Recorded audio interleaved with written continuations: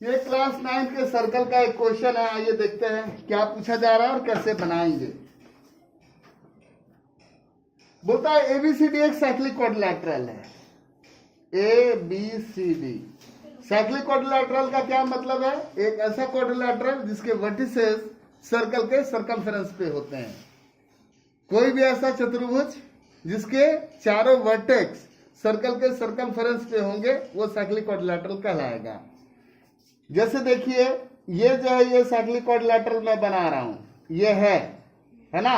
लेकिन ये नीचे देखिए, ये जो है ओ ए बी सी, ये साइक्लिक क्वाड्रिलैटरल नहीं है, लेकिन ये है। क्यों? क्योंकि इसके सारे वर्टेक्स जो है सर्कमफेरेंस पे हैं। ठीक। और किसी भी साइक्लिक क्वाड्रिलैटरल में क्या होता है? अपोजिट एंगल का सम 180 होता है। एंगल ए और सी मिलकर के 180 होगा और एंगल डी और बी मिलकर के 180 होगा। क्लियर?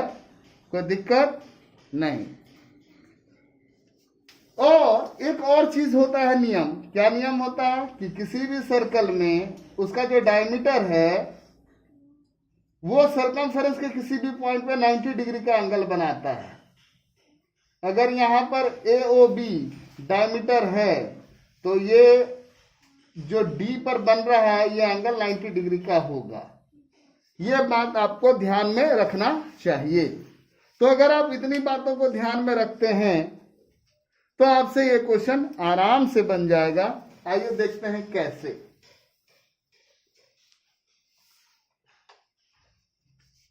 सबसे पहले एबीसीडी एक साइक्लिक क्वाड्रिलैटरल है।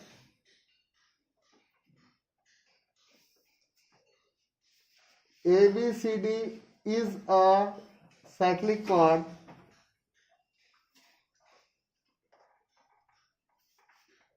इसका क्या मतलब हो जाएगा कि ये D और ये B मिलकर के 180 होगा। Angle D plus angle B equals 180। Angle D कितना है? 130 प्लस एंगल B इक्वल्स 180, यानी एंगल B जो है वो क्या हो जाएगा? 180 माइनस 130, यानी एंगल बी क्या हो जाएगा? 50 डिग्री। ये 50 डिग्री हो गया। तो ये बात तो निकल गया। Here AOB is diameter. AOB जो है वो डायमीटर है। इसका क्या मतलब होगा कि एंगल एसीबी आपको दिख भी रहा होगा, ये वाला एंगल ये 90 डिग्री होगा। क्यों होगा ये मैंने वीडियो के शुरू में ही बताया है। तो अब अगर हम ट्रायंगल एबीसी की बात करें तो मेरे पास दो एंगल दिख रहा है, एक 90 है और एक 50 है, और हमको बीएसी पूछा जा रहा है। बीएसी यहां पर है, ये एंगल पूछा जा रहा है। ये हम आराम से निकाल देंगे। Now in triangle ABC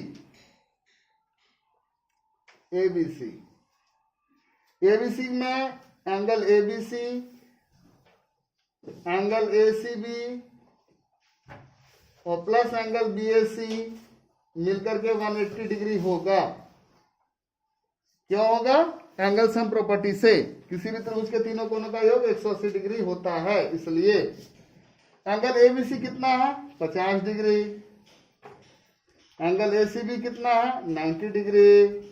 angle BAC क्या है? हमको पता ही नहीं है, इक्वल्स 180।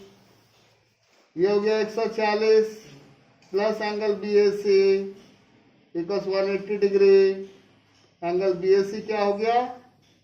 180 माइनस 140, यानी एंगल बीएसी कितना निकल करके आया?